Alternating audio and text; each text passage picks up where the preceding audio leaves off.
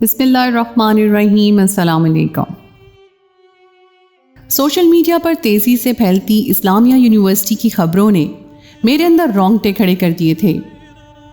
میرے دماغ میں پہلا سوال یہی ابھرا تھا کہ اب میں لوگوں کا سامنا کیسے کروں گی، اپنے عزت دار خاندان اور اپنے شریف گھر والوں کو کیا جواب دوں گی، کیونکہ میں بھی اسلامیہ یونیورسٹی کی طالبہ تھی اور میں جانتی تھی یہ خبر 100% سچ تھی۔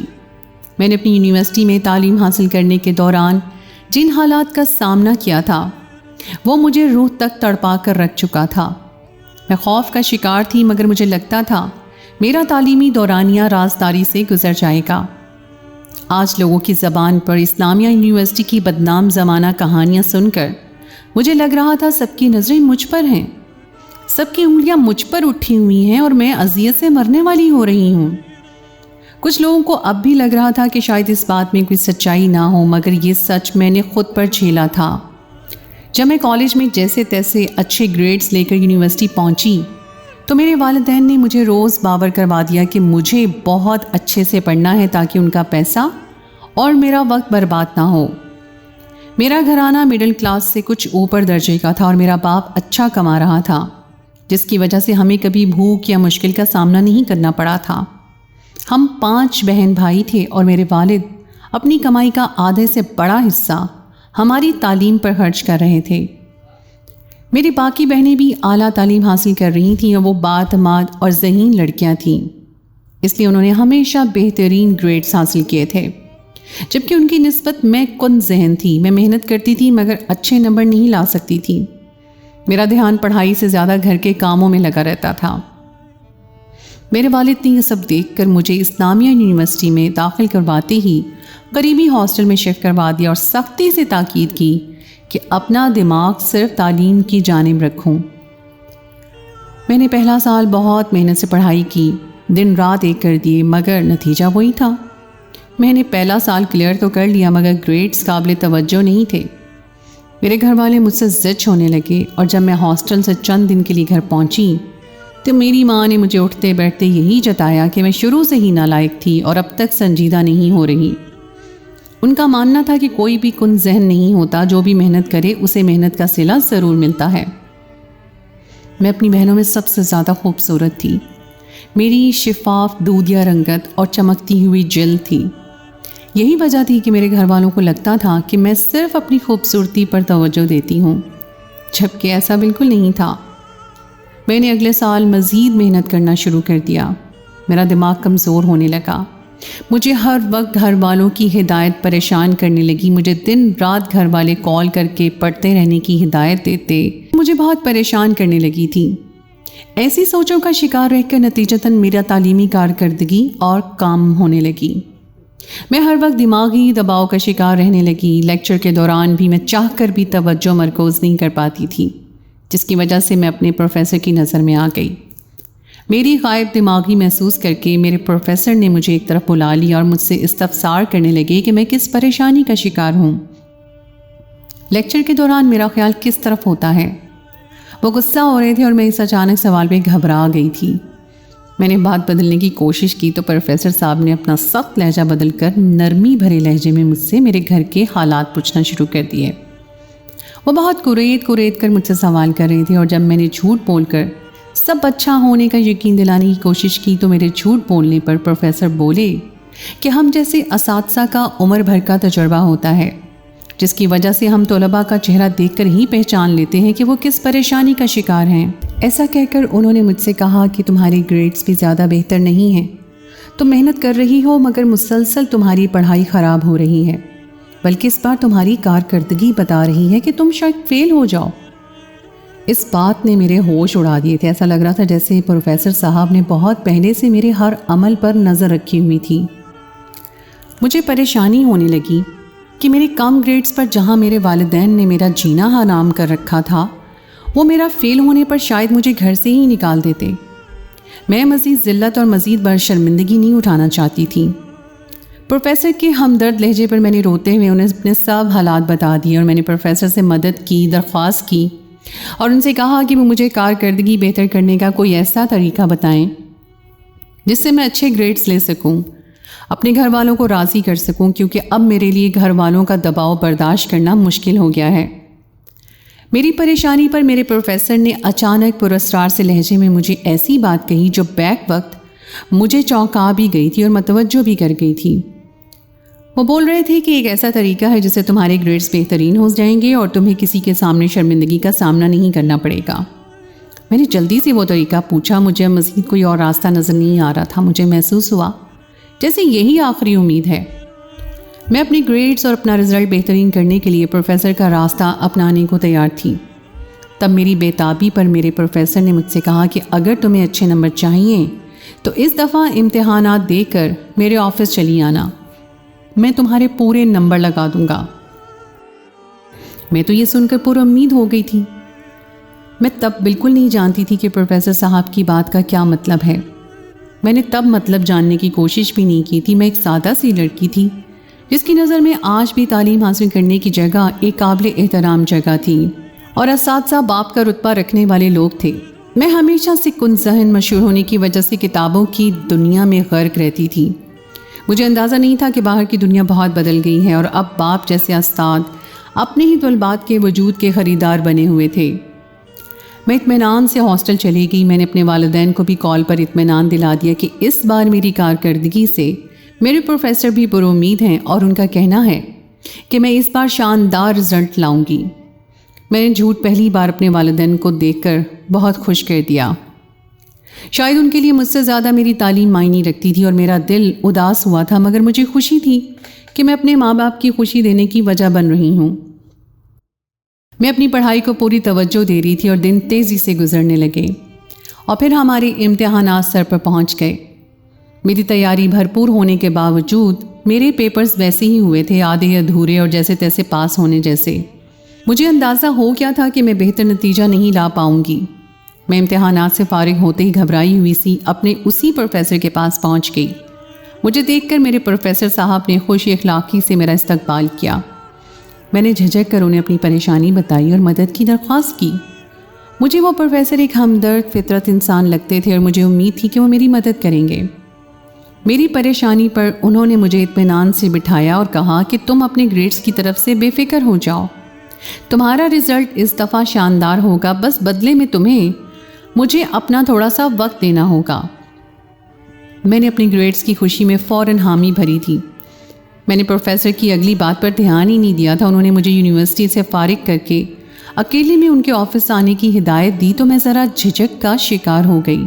میری جھجک دیکھ کر پروفیسر نے نہایت چالاکی سے میرے گریڈز کا ذکر چھیڑ دیا اور مجھے سبز باغ دکھانے لگے کہ میرا رزلٹ بہترین ہونے پر کس طرح میری اپنے گھر والوں میں اور احباب میں فخر سے میں بیٹھ سکوں گی۔ میں نے سب بھلا کر ارادہ کر لیا کہ میں پروفیسر کے ساتھ تھوڑا سا وقت گزار لوں گی، کیونکہ میں جانتی تھی یہ غلط تھا، مگر میں اب مزید اپنے برے رزلٹ کی وجہ سے گھر والوں کی ناراضگی نہیں سہ سکتی تھی۔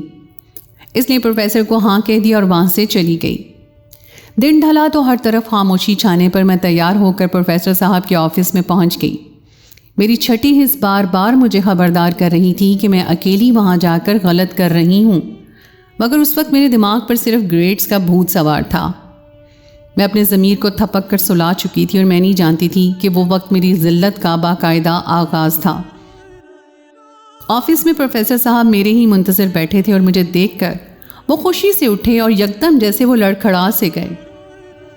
میں نے حیرت سے آگے بڑھ کر ان سے خیریت دریافت کی۔ مجھے لگا وہ تھکے ہوئے ہیں اور شاید بیمار بھی، مگر میں نہیں سمجھ پائی کہ وہ اس وقت نشے میں تھے۔ مجھے بٹھا کر میری بری کارکردگی کی بات کرنے لگے، پھر اچانک میری تعریف کرتے ہوئے مجھے ٹھنڈی بوتل پکڑا گئے۔ میں نے انکار کیا تو بولے کہ اس وقت تو میری طلبہ نہیں بلکہ صرف ایک مہمان ہو، اس لیے گھبراؤ مت اور بوتل پیو، پھر ہم بات کریں گے کہ تمہارے گریڈز کیسے بڑھانے ہیں۔ میں نے سر ہلا دیا۔ مجھے وہاں کا ماحول عجیب اور بدلا ہوا سا محسوس ہو رہا تھا۔ میں اسے اپنا وہم مان کر بوتل کے چھوٹے چھوٹے گھونٹ بھرنے لگی۔ میں بس جلد از جلد اپنے نمبرز اچھے کروا کر یہاں سے جانے کا سوچ رہی تھی۔ میں نے یہ بھی سوچ لیا کہ اگلی دفعہ میں ایسا وقت آنے سے پہلے محنت کروں گی اور اپنے بلبوتے پر اچھے گریڈز لوں گی۔ بوتل پیتے ہوئے مجھے اچانک اپنا سر چکراتا ہوا محسوس ہوا۔ میں اپنا سر پکڑ کر بیٹھی، میری کیفیت عجیب سی ہو رہی تھی۔ کچھ ہی دیر بعد مجھے اپنی آنکھوں کے سامنے زمین آسمان گھومتے ہوئے محسوس ہوئے۔ میں نے پروفیسر کو دیکھنے کی کوشش کی مگر آنکھوں کے سامنے منظر دھندلا گیا تھا اور چند ہی لمحوں میں ہوش و حواس سے بیگانہ ہو گئی۔ میری آنکھ کھلی تو میرا سر گھوم رہا تھا، میں غائب دماغی سے ادھر ادھر دیکھنے لگی۔ نہ جانے میں کب سے بے ہوش پڑی ہوئی تھی۔ میں نے اٹھنے کی کوشش کی تو میرے وجود سے ٹیسیں اٹھنے لگیں۔ مجھے انہونی کا احساس ہوا۔ جھٹکے سے اٹھ کر میں نے اپنا حلیہ دیکھا اور میری روح کانپ گئی۔ میرا حلیہ نہایت خراب اور بکھرا ہوا تھا، اور جو بات مجھے سمجھ آئی تھی وہ میری روح کو لرزا گئی تھی۔ میری عزت سلامت نہیں رہی تھی، میرا وجود درندگی سے نوچا گیا تھا۔ میں پاگل ہو اٹھی تھی۔ مجھے ایک دم سب سمجھ آ گیا۔ مجھے اس بوتل میں کچھ ملا کر دیا گیا تھا جس کی وجہ سے میں بے ہوش ہو کر خود کو اس شیطان صفت پروفیسر کے حوالے کر بیٹھی تھی۔ مجھے گریڈز کی اتنی بڑی قیمت دینی پڑی تھی۔ مجھے حیرت تھی کہ میری حالت ایسی تھی جیسے کوئی بوڑھا مزدور عمر بھر کی جمع پونجی ایک جھٹکے میں گنوا بیٹھا ہو۔ میرے رونے کی آواز پر میرا پروفیسر میرے سامنے آ گیا۔ میں اس کا چہرہ دیکھ کر بری طرح چیخنے لگی۔ میں نے روتے ہوئے اس شیطان صفت انسان کو دھکے دیے اور غصے سے دھمکیاں دینے لگی کہ میں اس کا گھناؤنا روپ سب کو دکھاؤں گی۔ وہ تعلیم کے نام پر ہم طلباء کو اس طرح استعمال کر رہے ہیں۔ میری دھمکیوں پر پروفیسر نے ہنستے ہوئے مجھے دیکھا جیسے لطیفہ سنا ہو، اور پھر بولا کہ تمہاری ویڈیو میرے پاس ہے، ایسی ویڈیو جس سے تم کبھی اپنے گھر والوں کو اور لوگوں کو منہ دکھانے کے قابل نہیں رہوگی۔ وہ بولی کہ تم یہاں خود آئی ہو اور تم نے یہاں بیٹھ کر میرے ساتھ باتیں کی پھر سو گئی، وہ سب کچھ ویڈیو میں ہے۔ اتنا بول کر پروفیسر نے میرے سامنے ویڈیو چلا دی۔ میرے بے ہوش ہونے کے بعد کے جو لمحات تھے وہ مجھے زندہ زمین میں گاڑ گئے تھے۔ میرے لیے نظریں اٹھانا مشکل ہو گیا۔ میں ٹوٹی پھوٹی حالت میں ہاسٹل پہنچی اور زمین پر گرتی بری طرح رو پڑی۔ یہ میرے ساتھ کیا ہو گیا تھا؟ میں نے صرف عزت نہیں لٹائی تھی بلکہ اپنا کردار سوالیہ نشان بنا کر آ گئی تھی۔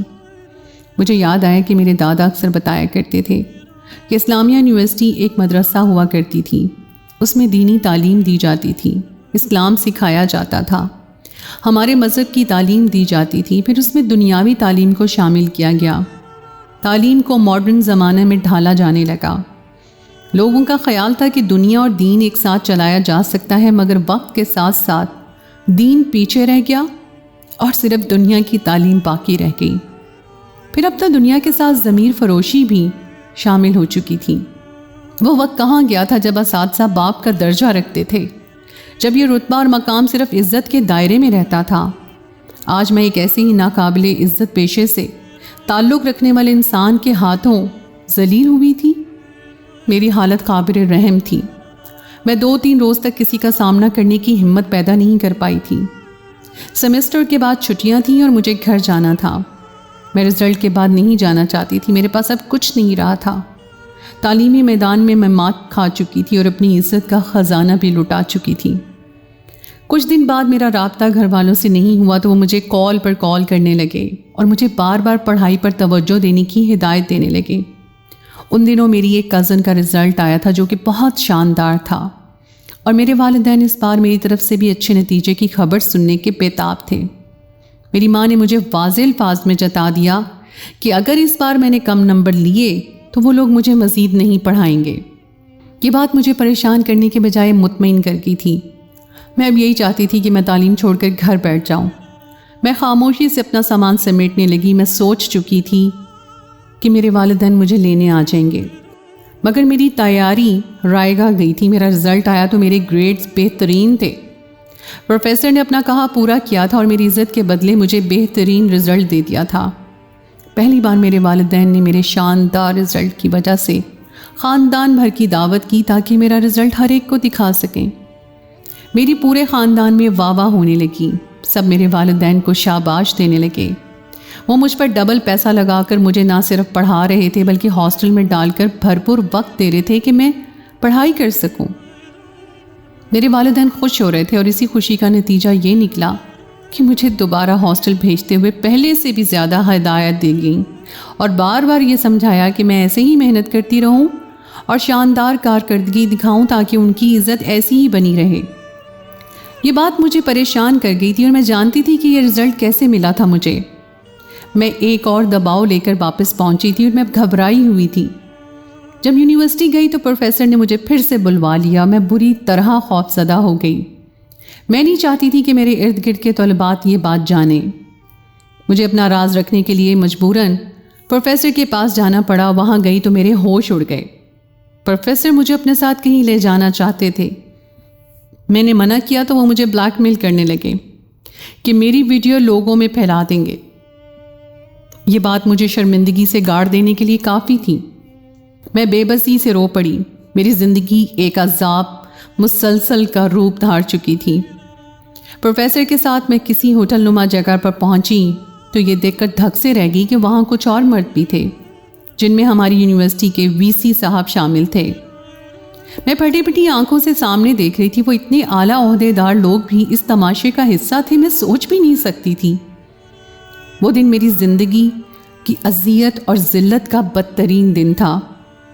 ان مردوں نے کسی کھلونے کی طرح مجھے استعمال کیا تھا اور انہیں کوئی پرواہ نہیں تھی کہ ان کا پیشہ کیا ہے اور میں صرف ایک طلبہ ہوں جسے وہ لوگ رقاصہ بنا چکے تھے. وہ لوگ بری طرح نشہ کر رہے تھے اور اول فول بک رہے تھے. اس روز کے بعد یہ سلسلہ چل نکلا تھا. ہر بار میری ویڈیوز لوگوں میں پھیلا دینے کی دھمکی دے کر مجھے استعمال کیا جانے لگا. میری نازیبا تصاویر اور ویڈیوز کا ان کے پاس ایک ڈھیر جمع ہو چکا تھا. ہر بار میری پریشانی اور رونے دھونے سے تنگ آ کر انہوں نے مجھے ڈرگ کے انجیکشن لگانا شروع کر دیے. ڈرگ میرے جسم میں جانے کے بعد سے میں مکمل طور پر اپنے حواس کھو چکی تھی.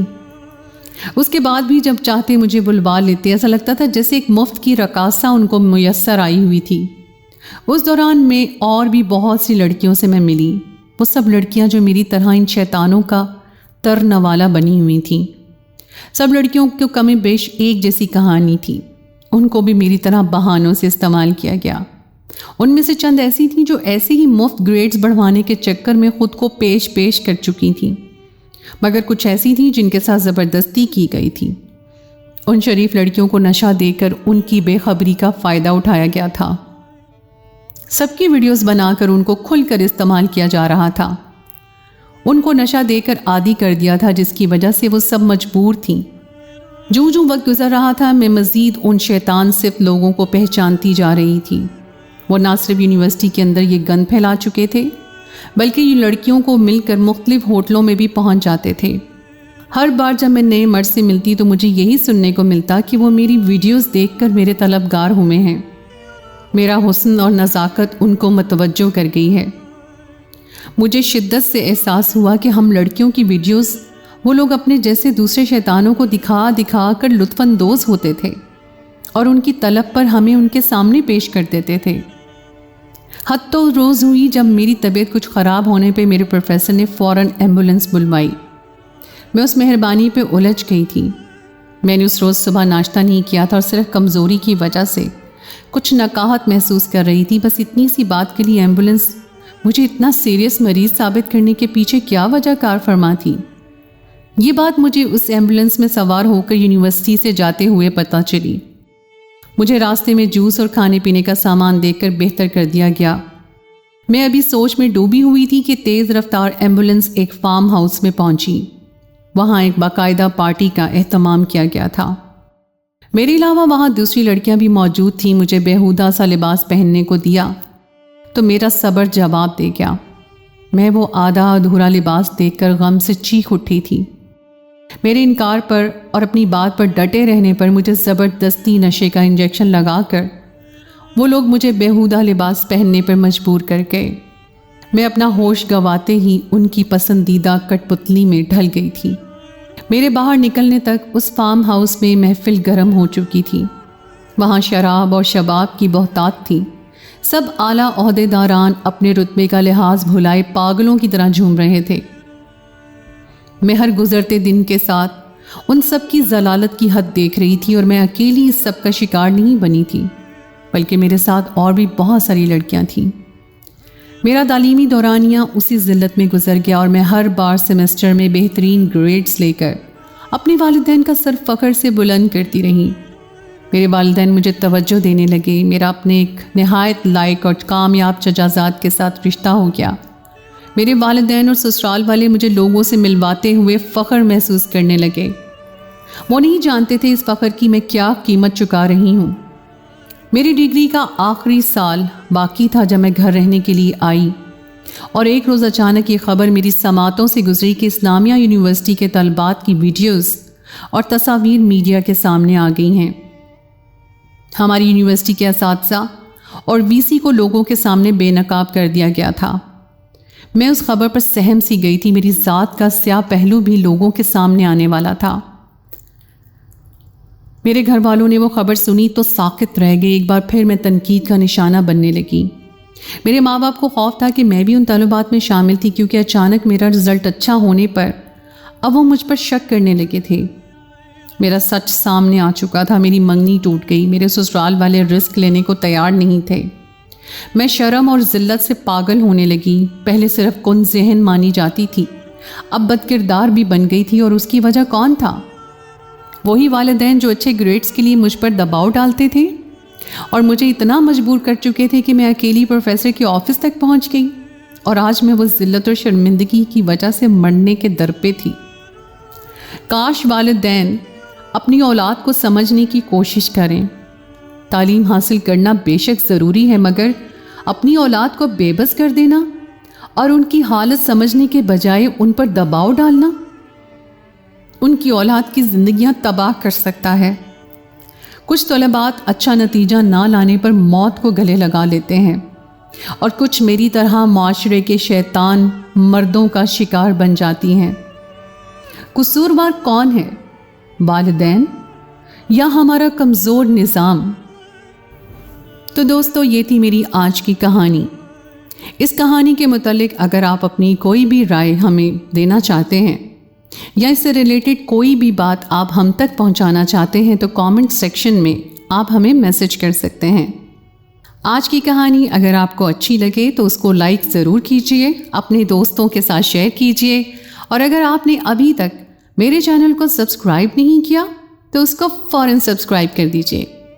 साथ ही लगे बेल के बटन को भी प्रेस कर दें ताकि आपको मेरी आइंदा आने वाली कहानी का नोटिफिकेशन बर वक्त मिल सके। अगली कहानी तक के लिए मुझे दीजिए इजाज़त। खुदाए पैमान।